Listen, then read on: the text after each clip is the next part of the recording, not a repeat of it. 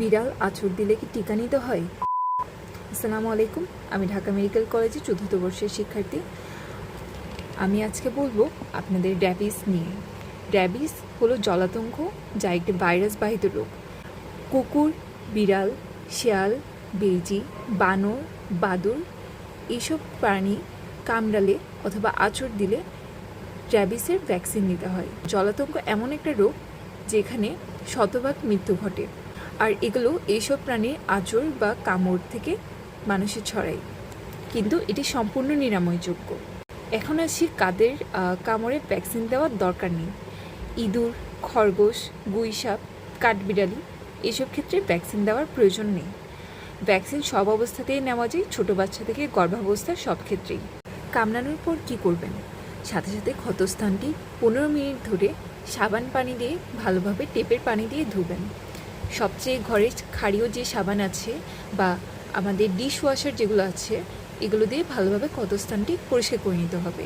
তারপর ঘরে যে ধরনের অ্যান্টিসেপটিকে আছে, যেমন স্যাভলন, ডেটল অথবা প্রোভিডন আয়োডিন, এগুলো ক্ষতস্থানটিতে দিতে হবে এবং যত দ্রুত সম্ভব রোগীকে নিয়ে হসপিটালে যেতে হবে। যদি দেখেন যে চামড়ায় কোনো আঁচড় বা ক্ষত নেই, সেই ক্ষেত্রে কোনো টিকা দিতে হবে না, এক্ষেত্রে হসপিটালে যেতে হবে না। যদি আঁচড় আছে বা কামড় আছে কিন্তু কোনো রক্তক্ষরণ নেই, সেক্ষেত্রে শুধুমাত্র আমাদের ভ্যাকসিনটা নিতে হবে, যেটা র্যাবিস ভ্যাকসিন।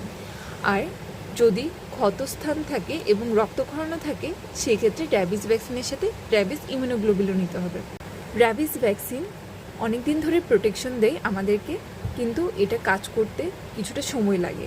আর র্যাবিস ইমিউনোগ্লোবুলিন এটার সাথে সাথে কাজ করে। এটার ভ্যাকসিন দুভাবে দেওয়া হয়, একটা পেশির মধ্যে আর একটি চামড়ার মধ্যে।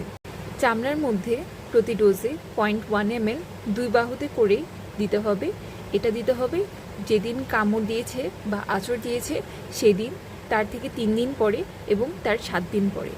আর যদি পেশিতে, মাংসপেশিতে দেওয়া হয়, সেক্ষেত্রে 1 বাহুতে দিতে হবে 1 ml করে, আর 4টা ডোজে।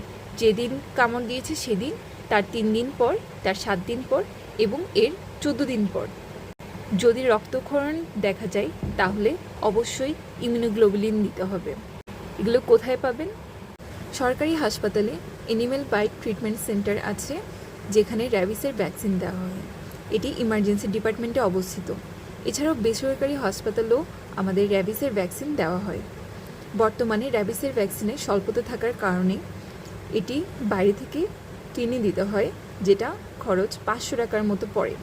র্যাবিস একটি প্রাণঘাতী রোগ হলেও এটি সম্পূর্ণ প্রতিরোধযোগ্য।